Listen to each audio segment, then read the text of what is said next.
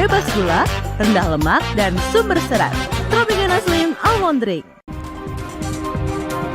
Saudara Presiden Prabowo Subianto mengancam akan memecat pejabat-pejabat yang tidak mau menyederhanakan regulasi, terutama yang berkaitan dengan investasi di sektor energi.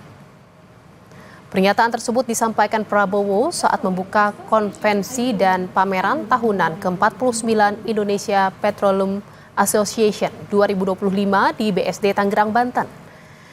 Prabowo meminta lembaga pemerintahan menyederhanakan regulasi serta menekankan prinsip melayani rakyat yang cepat.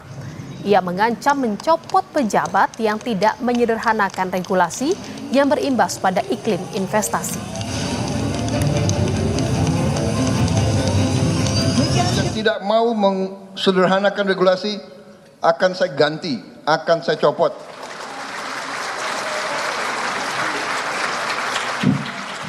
Banyak anak-anak muda yang nunggu diberi kesempatan.